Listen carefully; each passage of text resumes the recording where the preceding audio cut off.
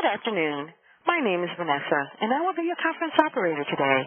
At this time, I would like to welcome everyone to the Social Media Monday Visualization Tools, Making Your Data Come Alive webinar. All lines have been placed on mute to prevent any background noise.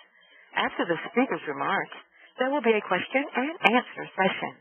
If you would like to ask a question during this time, simply press star, then the number 1 on your telephone keypad. If you would like to withdraw your question, press the pound key. Thank you. I will now like to turn the call over to Ms. Suzanne Knisner. Please go ahead, ma'am. Thank you, Vanessa, and hi, everyone. Thank you for joining us for today's Social Media Monday Visualization Tools, Making Your Data Come Alive. I am Suzanne Knisner, the Project and Corporate Coordinator for Campaign Consultation, and I will be running the tech end of this presentation. Before we get started with the presentation, I do want to go over a few nitty-gritty details, including if you lose either your internet or phone connection, please simply log back on or call back in as you originally did, and you will automatically be re-entered into the presentation and pick up where you left off. Also, I want everyone to know that this presentation is being recorded and that all links presented during the presentation will be available at the end. Let's see. Now I'll turn it over to Michelle Bond, Project Manager for Campaign Consultation, who will introduce today's speakers. Thanks, Suzanne. Hi, everyone, and welcome. Thank you so much for joining us this afternoon. As Suzanne said, my name is Michelle. I am with Campaign Consultation, a training and technical assistance provider for AmeriCorps Vista and the Corporation for National Service. With us today is Danielle Ricks, our social media specialist here at Campaign Consultation. And I'll start off by just talking a little bit about Social Media Monday for those of you who are new. I've seen a lot of new names out there, which is fantastic. And Social Media Monday now has been going for almost 2 years. And what we do is every other month aim to bring you social media tools, not only in what they are and how to use them, but how to use them specifically for your VISTA service. And so the idea is to provide hands-on access to these platforms, a little description about what the different media are used for and how you might be able to directly use them to do the work that you're doing at your site. So whenever possible, we have technology experts, and oftentimes those are VISTAs or VISTA alums who have used these specific platforms to do work at their service sites. So again, thank you so much for joining us. We're excited to get started today, and we're going to do that by kicking off with a little poll just to see where everyone is at. So if you would, on the bottom right-hand portion of your screen, there should be an opportunity to just select answers to these brief 4 questions. If you would go ahead and do that. And then we'll come back to those shortly and just get a sense of what everyone is looking for on today's call. So while you do that, I'm going to turn it over to Danielle to get us started. Thanks so much, Michelle. As Michelle said, I am the social media specialist for Campaign Consultation, and we've worked very hard on this presentation for you. We're so glad that you joined us. We've got some wonderful information to share with you all. So while you're taking a look at the poll and answering those questions, I just wanted to go over the agenda with you. So today we're going to explain data visualization. Just what does that mean? And we're going to introduce infographics. If you have not had an opportunity to see what an infographic is, or if you haven't seen any fun ones, or you're not exactly sure how you could use it, we're going to give you some examples of ways that you can use these towards your presentation and to share large bits of information and data. And we're going to talk about traditional graphics as you know them and the difference between the two, traditional graphics and infographics.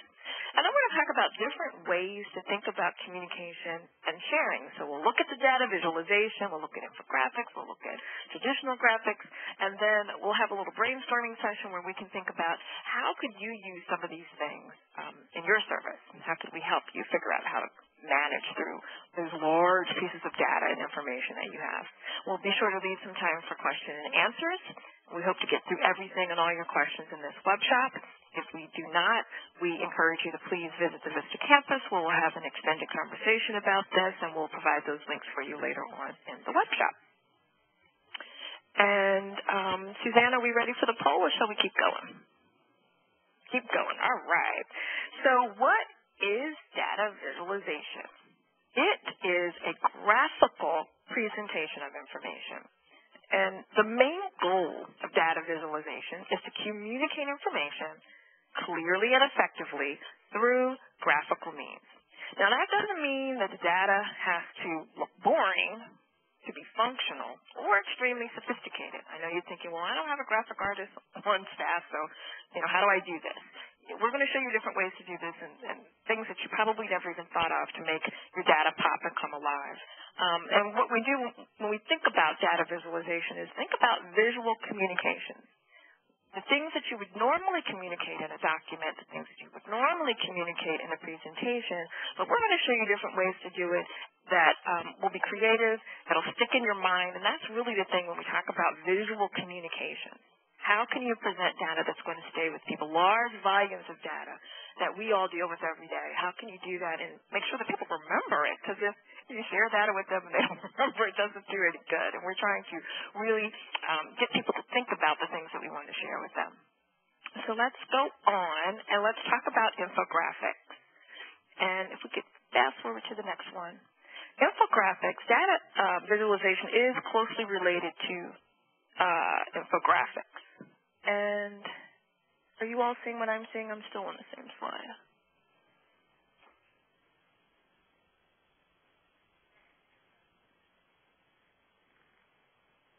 Hold on 1 second, guys. Back up just one. Slide number 10. So data visualization is related to infographic or information graphic for infographics. And information graphics or infographics, now I'm using a lot of words that all sound the same, so stay with me here. Information graphics or infographics. It's information that's shared through graphical visual representation. So it could be information or data of knowledge. These graphics present complex information, we hope, quickly and clearly. So if you look at this one, there's a lot of content there. There's science, maps, technical writing, education. All of these things can be expressed in an infographic. Let's go ahead and fast forward to slide number 10 and asking the question, why infographics? Well, there are a variety of conventional ways to visualize data. And what we typically know about are tables, pie charts. We've all seen 1,000 pie charts. And bar graphics. We've seen 1,000 bar graphics to relate information. But the main goal of data visualization, aside from the graphics, and there's nothing wrong with traditional graphics, by the way, but aside from the traditional graphics, data visualization is the ability to visualize data and communicate information clearly and effectively. And as I said, that doesn't mean that the data has to be boring to be functional or extremely sophisticated to look beautiful. So in infographics, if you look at this particular slide, we're talking about traditional documents, right, for infographics. So a traditional document is written, it's interpreted, the concepts are open to misinterpretation oftentimes.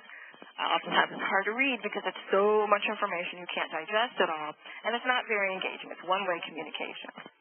But an alternative, and the way we look at infographics now, you can take that same information, that large body of information, and it can be illustrated. And it allows the audience to experience it. And people can connect visually, and therefore they come up with different ideas and different viewpoints on the same amount of information, and it's more engaging. And you can look at on those two sides of that one slide to just compare and figure out when I'm doing something, how can I take something as a written traditional document and then turn it over to something on the other side as an alternative document using infographs or data visualization. So it looks like the polls are ready, and Suzanne is going to tell us what we have in our web shop and how we can better help you today. Okay. Well, it looks like the majority of you are involved in gathering and sharing data, closely followed by communications, and that many of you have discovered new ways of sharing the information, and that most of you are not using infographics, and that the tools that you currently use include Excel, PowerPoint, Adobe, and something else in that order. Well, that's great. Then you've come to the right web shop. We've got some great stuff for you then.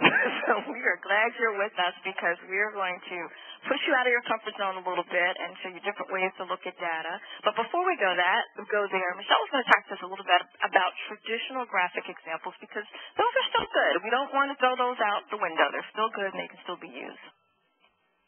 That's right, Danielle. And I think particularly when we talk about a lot of social media platforms right now, Susan, if you could advance when you have a second.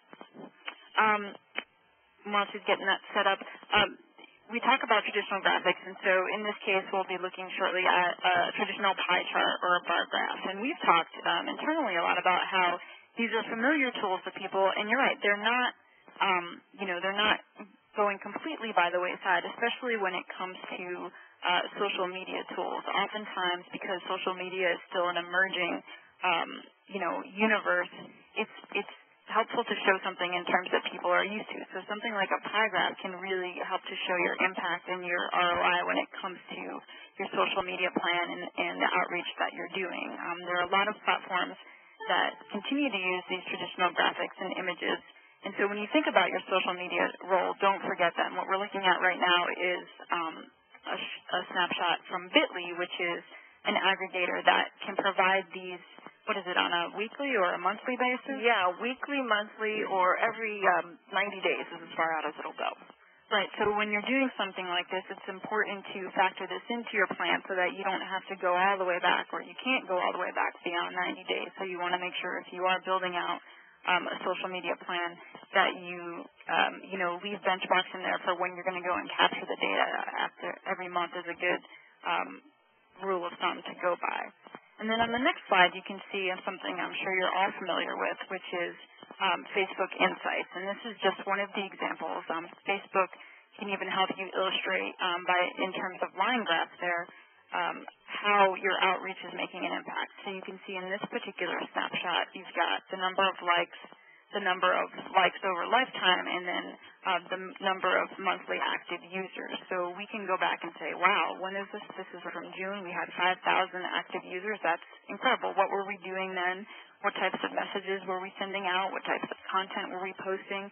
And you get a quick idea of that impact. And so these traditional graphics are great when it comes to telling your social media story. And that's just one part of it, as we'll go through the rest of the day today and talk about how we can use some of these tools in conjunction with these other new ways of visualizing the impact that you have. Great. So let's go ahead and advance the slide. And what Michelle was showing you were the traditional places and the traditional ways that we look at data.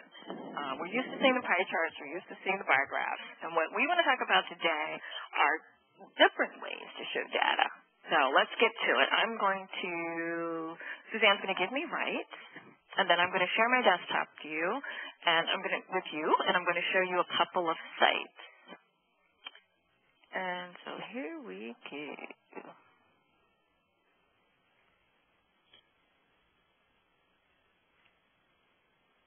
And yes. So I did not share my desktop. Hold on, folks. Suzanne's coaching me through this.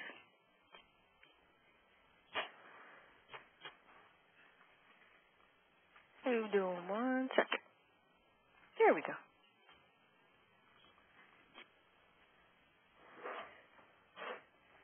Everyone, can you see what I see?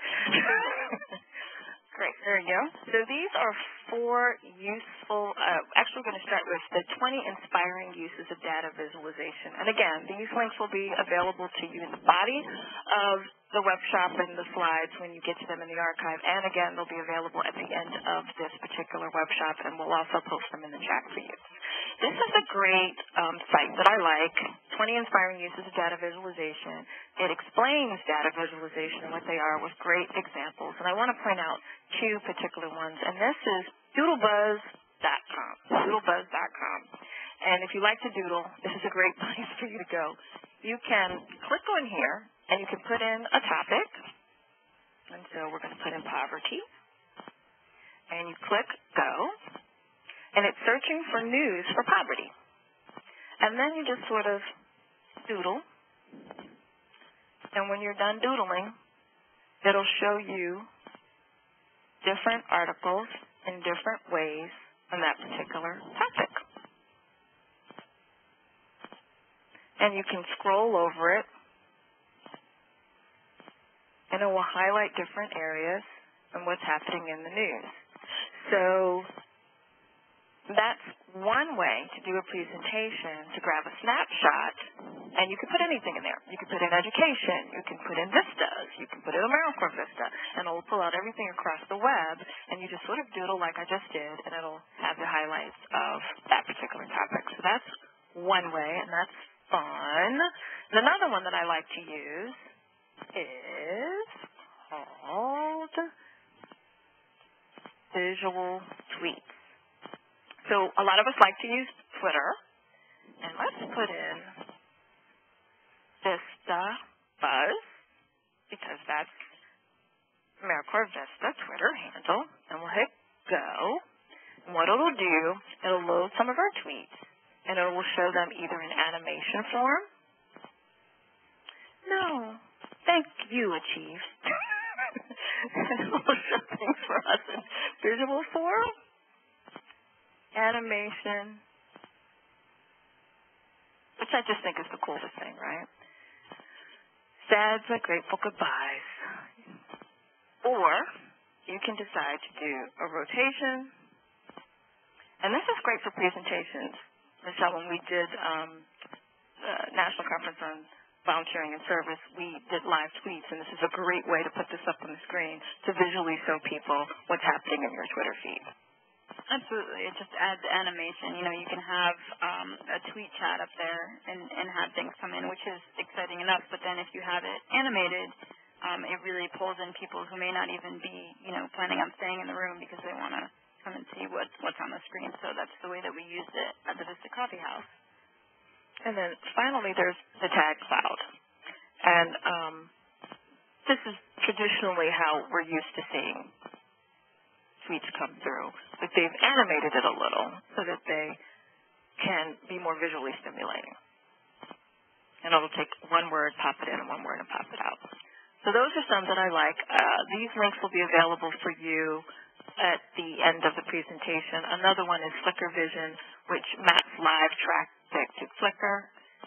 And just some really fun ones here. The Wikipedia one is really fun, and I encourage you to go and look at some of these. I also like the time machine. You can go back in time and watch sold items fly by, so that's a good one. And then in addition to that, let's go on back, and I wanted to show you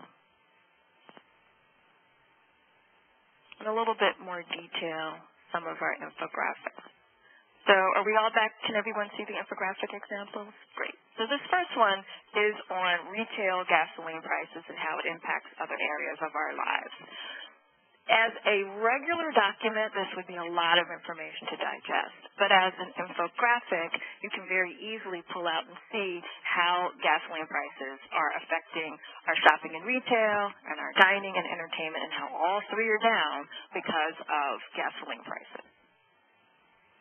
Now here's another one that I pulled out for us. And this one actually takes a regular photograph, and you're adding data on top of it. And this is getting around transportation today, and it's taking from 1949 until present day transportation. Now, this is a lot of information on here, but as you notice on the side, what would be a traditional bar graphic is they're actually cars, and how many cars there were then, how many cars there are now, and the world's fastest trains. And so all of this is sort of cyclical. It started off with bicycles, and it came back to bicycles. Who knew? I'm a biker. That makes me very happy. So there's that. Before we leave this one, yeah. Danielle, I know that we talked a little bit about this. This is the classic. When I first saw this one, I was like, wow, that's a lot of information, and it kind of took me aback. But I think you're right about the photographs pulling you in. And another feature I realized about infographics is really, as you said, they do tell a story. And so with something like this, I don't know how many times I've seen this one, and every time I go back, I get a new piece of information. Right. And I think that that's a big part of it, too, which is not necessarily to overwhelm people, but really you are trying to tell the whole story. And so, as in most things, every time you hear a good story, you might hear different pieces of it each time. So it's just something to point out that, don't be afraid of using different ways to show information on the same graph. Exactly, and since this is a lot of information, and can you imagine reading this in a document, in a Word document, you would have probably closed it by now. But since this is a lot of information, they also use color, different colors, not many, but a different color palette to pull your eye to different bits of information. So that's always a good tip as well, to get people to look at data differently and to make sure that they're digesting it all. The next one, this is a graphic on going the distance and how much energy does it really take for us to travel on planes, trains, and automobiles. And so one of the things that I liked about this were it's very, very simple, unlike the one that we just showed you that had a lot of information going on. This is very simple, but of course we're talking about cars and airplanes and so forth, and they use a dial and fuel consumption. So they made this very simple, and I just like this one because of its simplicity. And it's a nice comparison to the other one that we just saw. And the next one is, again, you don't have to be super, super, super creative or have a big, gigantic design budget to come up with different ways to show information. This is 8 unsavory entrees, and basically they just took this photo of what they were talking about, and they made a graphic out of it, an infographic out of it. And the difference between an infographic and a graphic is one tells the story, and one does not. So let's take a look at a few more infographics. Sharing my desktop. I think I got it right this time. I did. There we go. All right. And so here we go. The ones that I wanted to point out here, this, again, will be provided to you, this particular link. And this is a breakdown of the average student's budget. And I like this because the graphic that they decided to use represents what they're talking about. So for entertainment, it's a CD, and for food, it's pizza. And a lot of college students eat pizza, I guess. But according to this pie chart, not as many as I might have thought. So that's an interesting way to look at data. This is an infographic on consumer spending across the globe. And so, of course, they're using little tags that you would see on clothes. This is get to know your street vendors, the type of street vendors you may encounter in urban cities and in the United States. This is the distribution of the population in the U.S. And so, of course, they decided to use a map of the United States. And one of the things that we come across when we are doing infographics is how do you do a flat design in sort of a 3D mode so that you can still see the United States, but it's not aerial. And you'll see that you often have to tip the graphic a little bit so that people can see what you're talking about. And again, this particular link will be available to you as well, and I just encourage you to go and look at some of the different infographics that they have, simply to open up your mind and get a little bit creative and think of different ways for you to present data. This one is what's in a consumer's mail stream. So they use mailboxes, which is pretty cool. Inference. All right, so let's go back. I'm getting good at this sharing desktop. I should not have said that. Okay, let's start. Let's go for it. And this is an infographic that we did of AmeriCorps Vista at NCVS, National Conference on Volunteering and Service. And we wanted to collect this data. I'm going to let Michelle give you a little bit of background about how this started, and then I'll walk you through how we got to this particular infographic.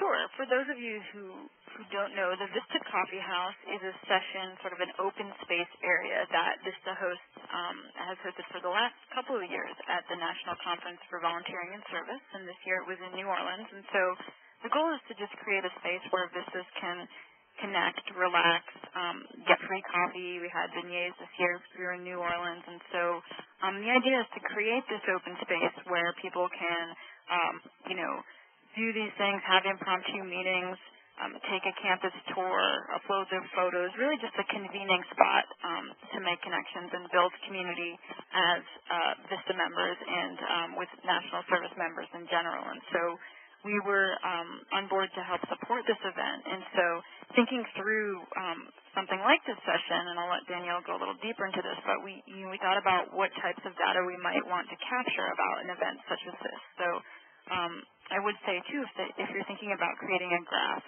that represents an event that you've done, one thing to do ahead of time is to really think through what pieces of information you might like to show, because those are the things that you're going to need to do in advance. Yes. And so when you're thinking about an event, as she said, as Michelle said, you want to think about what is it that you want to capture when you're coming back. So for us, obviously, we wanted to know how many people showed up at the coffee house. And so we literally had people with clickers clicking every person who came through the door so that we could count that. It's a coffee house, so we said, all right, well, we want to know how many cups of coffee were consumed, and we got our catering later to figure out how many cups of coffee were consumed. Beignets, if you don't know what those are, they're yummy, doughy, fried goodness from New Orleans. We wanted to know how many of those were consumed there as well, 96 as you can see. We did a tweet chat. There were 51 tweets. They got retweeted 19 times, and you'll see that represented over here. We had a computer station, and we had YouTube uploads from the visitors who were coming to share their stories. And then we wanted to talk about, we had 2 tweet chats, as you can see, represented by the 2 tweet birds. We had panel discussions, and we wanted to talk about who came the farthest. We wanted to know, of all the visitors who came through the door, who came the farthest, and we realized that the farthest was from Alaska, and we wanted to represent that in miles.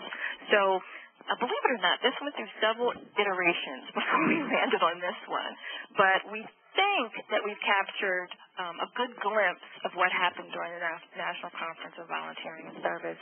And we're hoping that if I flipped the page over and I came back to you later and said, how many people came through the door at the Vista campus? Simply because you saw it in a graphic form, you would be able to tell us.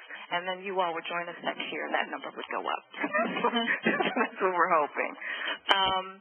Now, that's a very simple infographic on how you can use one for an event and to capture information at an event. And you could use this for anything. Maybe you are having a volunteer session, a volunteer event, and you want to capture how many volunteers came through the door or how many people signed up. You can have a little desk and somebody signing up at the desk. There are different ways that you could use it, but this is just one example of it. Now, data is often shown in a very large, all-consuming way, even in infographics. So for this one, when you're talking about something as large as food insecurity in the United States, this infographic has a lot of information that is being shared right here.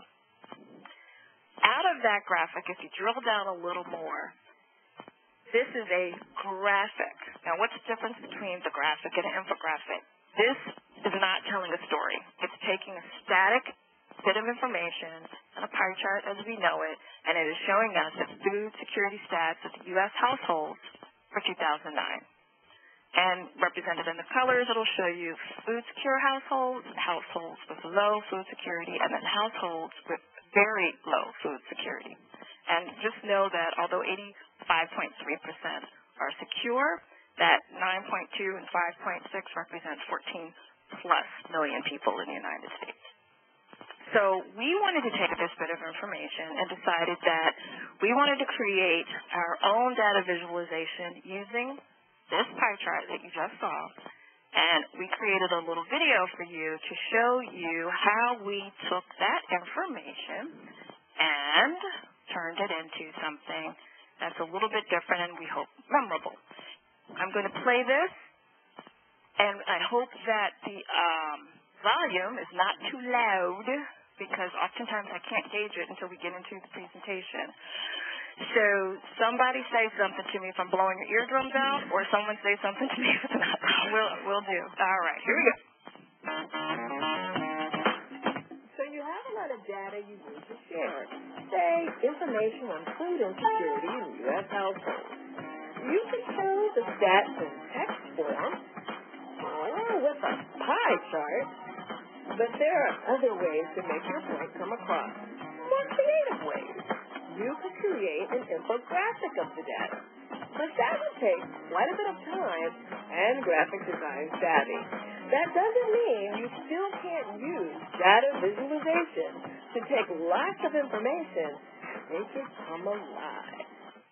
Since we're talking about food insecurity, why not show that 14.7 million U.S. households were food insecure with, well, food?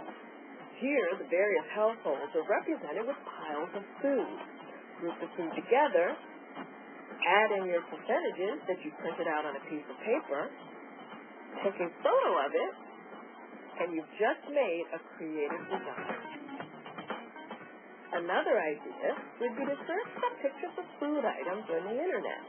Find some images you like, print them out, then just cut them out and make piles of food images to represent the data you want to share.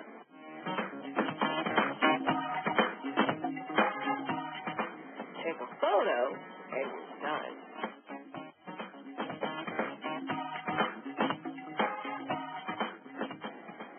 With just a little bit of design know-how, you can make a freestyle graphic. Since we're talking about households, why not represent your data with 3 different hand-drawn houses? Color in the percentages, write in the title, take a photo, and you're done.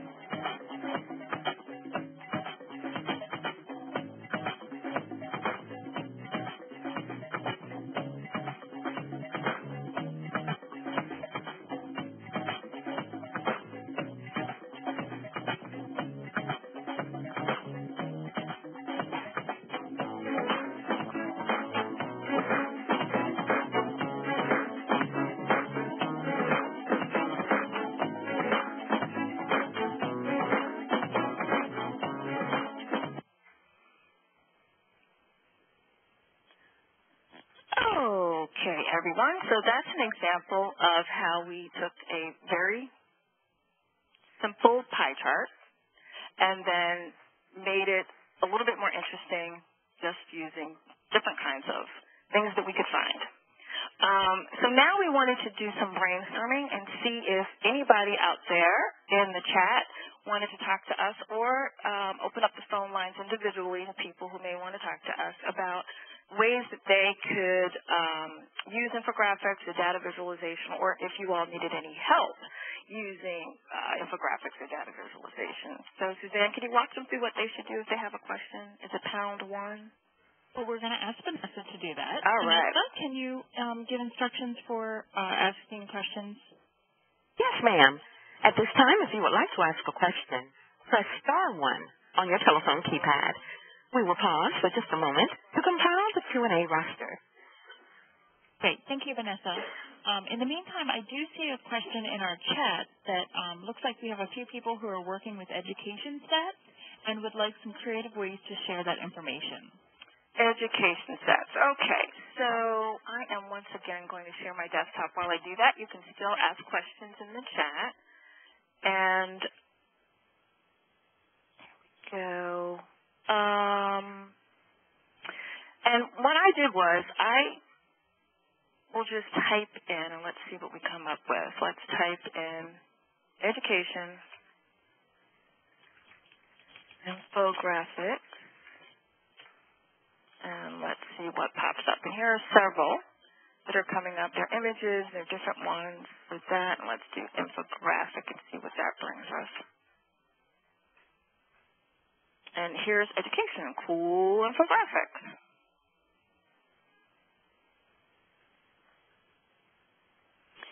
And the internet is your friend, and it does recognize infographics, and almost anyone that you can think of is going to be there for you. So here's education versus the world, and different ways that you can display that.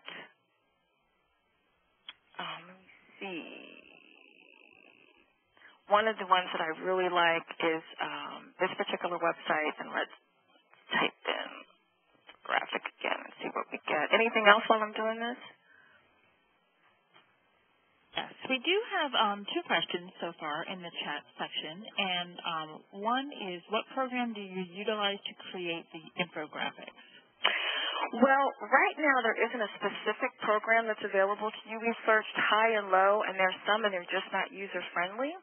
So either you can do what I'm doing, which is doing a search right now for infographics on the internet and seeing if someone's already created it for you. We use our design team, which is iBite Solutions, to do our infographic, and otherwise there are other creative ways, and some of them is just borrowing from other people. And in the meantime, we're going to keep looking, and as we update information on this particular website, we'll show you some other ones. I think part of the video too, Danielle, to really sort of just, I don't know, I think it can be very intimidating when you think about sort of sleek-looking graphics and stuff like that. And so, to appreciate that, it really does take just thinking about what the goal is of sharing your information and adapting that in a way that can be very simple but can tell a story, much greater than something that's in print.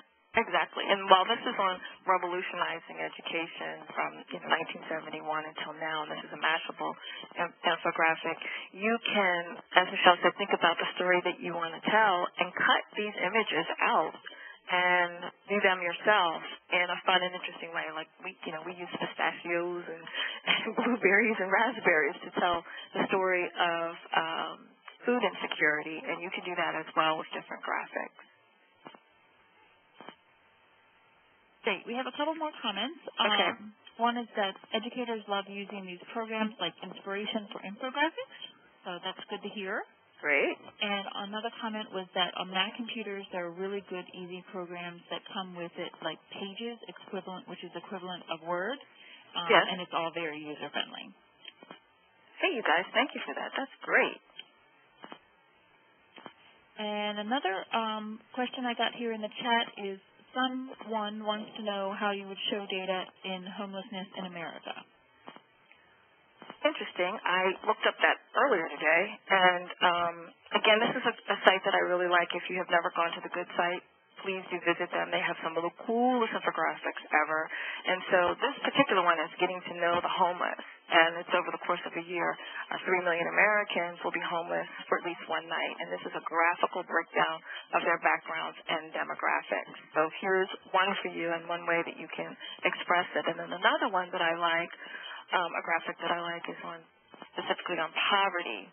And this is one that's pretty interesting on where poverty is rising in America.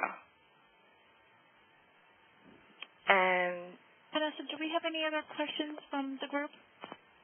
Yes, ma'am. Great. Your first question comes from the line of Caesar Yacht. Hi, Caesar. What's your question? Oh, I already sent the question by chat.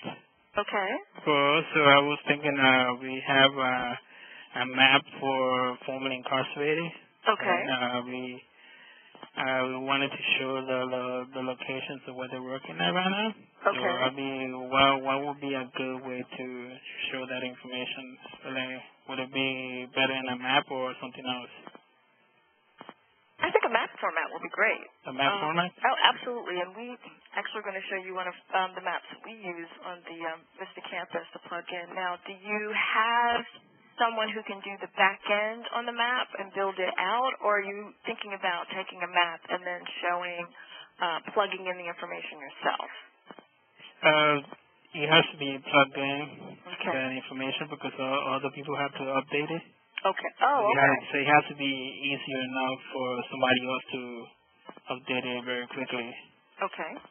I was going to use normal ArcGIS software, but I think that will require a little bit of education and training. Correct. And the thing that you want to keep in mind is what you just said, and you want somebody to be able to have it on the back end and be able to enter the information. Now, when we do our maps, I'm going to turn this over to Michelle because she's the map development queen. We use the Google API, do we not? Mm-hmm. Yeah. So does that require some programming skills for Google API? I believe it does, yes. Okay. It does. It does? It does. Do you have a technician on your side who can build? No, I'm the only one here that knows GIS. Okay. So, but I know a little API, but the thing is, when I'm done, and then somebody else takes over, they don't understand API, it's going to be difficult to update the map. Okay. So this particular one on interactive and graphical maps, it'll give you, if you have Flash, Ajax, I'm going to copy this and put this in the chat for you. This is a good one for you to look at this particular site, and I'm going to show it for everyone. Okay. And if you would scoot around that site a little bit, there should be some simple plug and plays for you. Web designer. Okay, thanks. You're welcome. Vanessa, are there any other questions? Yes, ma'am. Your next. I'm sorry? Your next question comes from the line of Kate Vonnie. Wonderful. Hi, Kate. Hi, how you doing? Thanks. What's your question? I was wondering, I'm looking to show poverty statistics. We often include them in our presentation. I was wondering if there was a way to make it a little more exciting. As I said, I like this one. This is America's Poor, Where Poverty is Rising in America, and it almost goes to Caesar what you were talking about as well, in showing things in a map form. And this particular one shows the poverty level across the United States. And what's cool about it is you can roll over it to be able to pick out different areas. Sorry, I was on mute. I think, too, if you're looking, depending on the region you're trying to cover, like if you're trying to do work basically at a community level, you could take the same idea and perhaps get a local map, and identify by region and population the information that you're trying to show about poverty, and whether that's related to specific aspects of housing or healthcare or education, or whether just broadly you're trying to show percentage of poverty in your community. I think sometimes, those things that are a little bit closer to home can help to better illustrate the point, depending on who your audience is. Correct. And it's interesting that you should say that as well. I think I showed you all this when we were sitting on this for a little while. And this talks about rural help in farm areas. Approximately 1 billion people live in chronic hunger and more than 1 billion live in extreme poverty. This is a very broad picture because it's looking at countries, but you can take the same information and translate it locally if you are a VISTA working in a rural area, and how you want to communicate innovations that you're doing in your particular work and what's happening in your particular area. You can very much take these graphics and simulate them and recreate them just to represent them in a rural area in your local environment, as opposed to something broad strokes, which is what we're showing you right now. Anybody else have any other questions? No, we're good? All right. We are... Okay, so we've got about 10 minutes left. We still have quite a bit we want to cover. And I am now going to stop sharing my desktop and turn it over to Michelle. Great. Thank you. 1 second to come on. Yeah, I'm trying. You guys keep playing amongst yourself while I find Michelle in the chat room so I can pass her the magic ball to give her the button, give her the right. And you can still use the chat room, you guys, to ask us questions. Great. Thanks, Danielle. You're welcome. And should be sharing. We're just going to touch briefly, give a little sort of preview as to some other types of animated infographics that exist out there. And what we're looking at right now are going to be just a few slides from a presentation on Prezi, which is an interactive presentation platform. And should also let you know that our next session in October is going to be focusing on spicing up your presentations, basically, both for building online communities and for also better engaging your audience. So I'm not going to go too deep into it today, but I did just want to show you how, even by, as Danielle's been talking about, sort of including some imagery, highlighting certain numbers, there are ways to make the information stand out. If that same sentence existed, all the same font, all the same color with no image, it may not resonate as much as what we're looking at right here. Another example, so you see here 20% of the homeless population are veterans, and that's easily illustrated here by the changes in color and design with the people in the photograph here. And then finally, another more animated, sort of stark image that helps to tell a story and really leaves a lasting impression. And so These are just a few examples from one presentation that we've done, but to give you an idea that also you can stretch some of the infographics into, things that move and really pull people in through different types of platforms that are out there.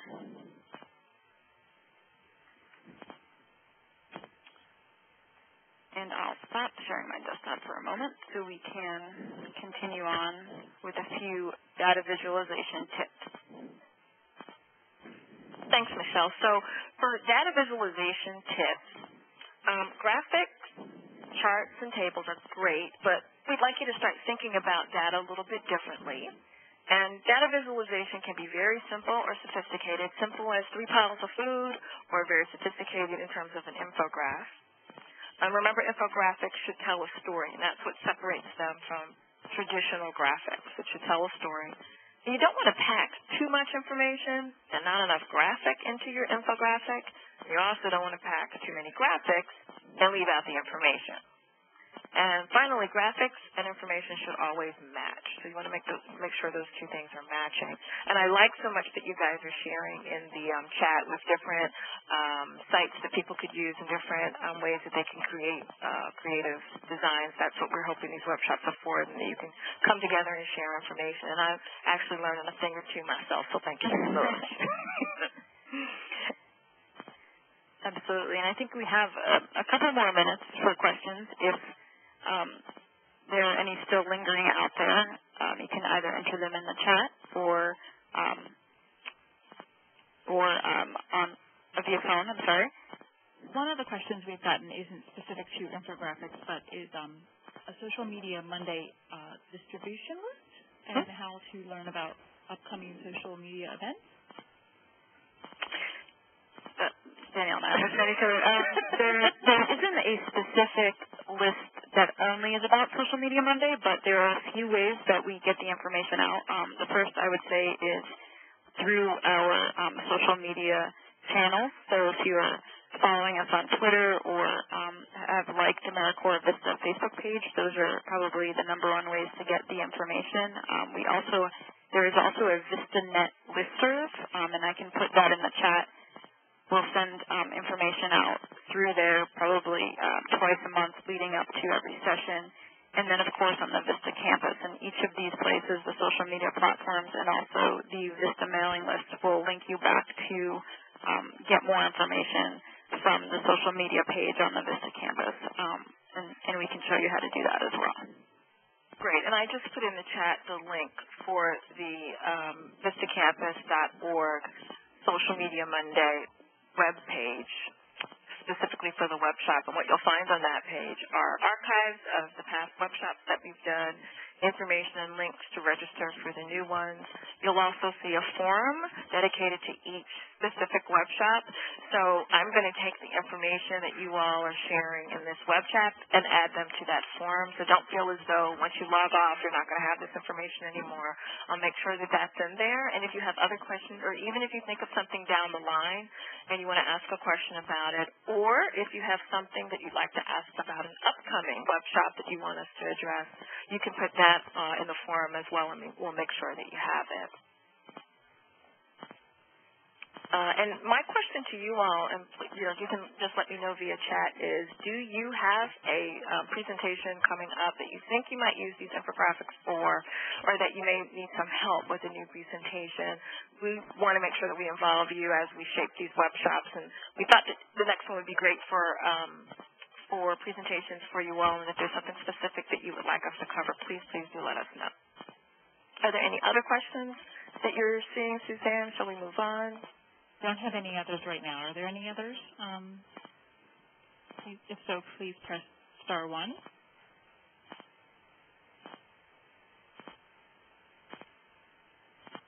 Okay. All right.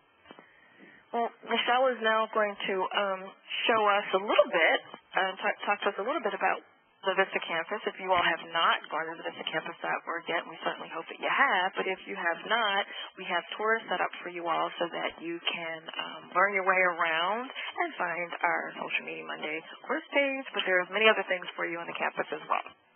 Absolutely. And I just For those of you who asked, I just posted the Vista listserv in the chat, so you can just go ahead and send a message to that address, and you'll be on a list, and there are notifications every so often on there about various things that are pertinent to Vista, so it's a good place to get information as well. Can you see my screen? Yeah, can you make it a little bigger? Can you, I can't. increase? Oh, I'm sorry. sorry. No problem. It's as big as I can get on this monitor, unfortunately. Okay. But where I am, just for those of you who aren't as familiar with the campus, is in the Vista section, so the V with the red circle around it.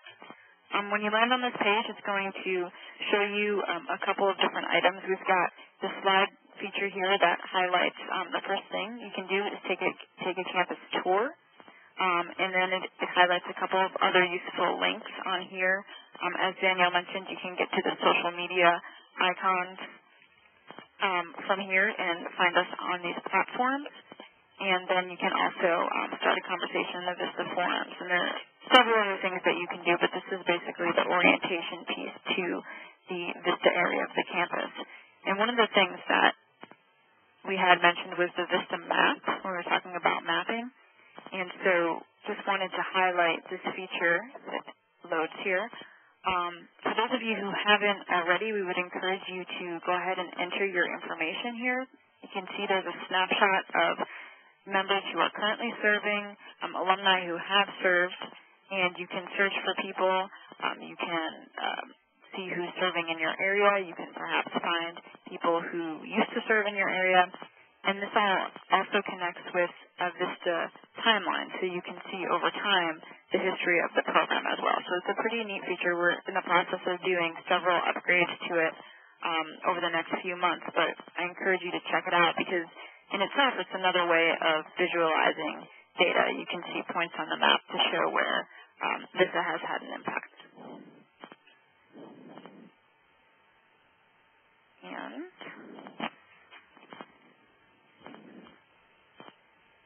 so as we're wrapping up here, just a couple of things to keep in mind. Obviously, the restrictions on vistas around political activity and lobbying that are referenced in the Hatch Act do also apply in social media spaces. So we just want to remind you of that. Obviously, same things that you can't do on the ground physically, you also are prohibited from doing in an online environment. So we also ask that you keep those in mind. Additionally, be tasteful and appropriate. Remember that you are representing Vista, and so, just act accordingly in all of your online endeavors. Correct. And we want you to stay safe online, so protect yourself and your organization while online. Keep your passwords in a secure place. It should be something that no one can easily gain access to, and don't share your password except with those who are working in that social media space with you. Be selective in choosing your username and email, particularly if you're going to use your organization's email. Don't give out the information simply because it's requested. Block or ignore unwanted users. This is very important in the social media space. We often have a lot of communication that's happening out there that may be negative, so you have to monitor that space, and you just want to block it or ignore it if it's unwanted. Don't allow others to draw you into conflict. And as Michelle said, watch what you, quote, say online. And never use a work account for personal use. So while we encourage you in your social media jobs and your communications jobs to use social media, we want to make sure that you're using it for work-related information. Now, as you'll see, the evaluation is loaded, and we would like you to take some time and evaluate this particular presentation. We want to get better and better at what we're doing, and we can only do that with your help. So let us know what you liked, what you didn't like, what was useful, what wasn't useful, and we will do our best to continue to improve our web shops as we move forward. We have some useful links. We've shared most of these with you, and one of the ones I'd like to call your attention to is Communications and Marketing on the Vista campus, tied into what we do for Social Media Monday, and then what you'll find on our web shops and our course page. A lot of that can be found in the Communications and Marketing information. So if you're new in your assignment, or if you haven't visited that particular section in a while, please do go back there and check that one. And go ahead. I'm sorry to interrupt you, Danielle. I neglected to point that out when we were on that Vista homepage. So you can access it. It's going to be under the work section. When you get to that Vista area, just look for the work, and it's accessible from 3 different places, so you should be able to find it. But that's where you'll be able to access all of the information about marketing communications in the Social Media Monday material. Great. These are our other social media useful links that we think you'll find useful. To explain the hashtag in its entirety, that link is there. Staying Safe Online, more information about that. The course page for Social Media Monday, which will give you the archives and all upcoming information. Our Vista handle is there. Our Facebook member page is there. Our Facebook alumni page is there. Our YouTube channel and Flickr. So we encourage you to please visit those spaces and add your information. That's right, and of course, thank you so much for joining us. We had a great turnout today, and we're excited to see so many new folks out there. And for those of you who've been coming, we see you too. And thank you very much for continuing to spread the word about these sessions as well as the campus tours. We will be online again on October 3rd for our Social Media Monday on powerful presentations and looking at some cool ways and really, I think, pushing our own limits of presentation. So be sure to sign up for that one, and the information links are there. They're also in the chat. And, of course, we'll be promoting them through our normal outreach channels on the Vista campus and the social media networks. Excuse me, Ms. Bond? Yes. We now have a question. Oh, okay. The question is from Kelson Ketteridge. Go ahead, Kelson. Hello. Your line is open. What's your question? If your phone is muted, would you please unmute your phone line? There's no response from the line. Okay, thanks anyway, Vanessa. Go ahead, Michelle. Sorry. No problem. If you do have a question, just put it there in the chat, and we'll be sure to follow up as we're wrapping up. But again, as I was saying, just join us next time, and it helps to spread the word, and you can get that information via the Vista campus or any of the outreach channels that we mentioned earlier. So thank you so much for being with us. Hope that your week is off to a great start, and we will see you next time. All right. Thank you, everyone. Thank you. This does conclude today's conference call. You may now disconnect.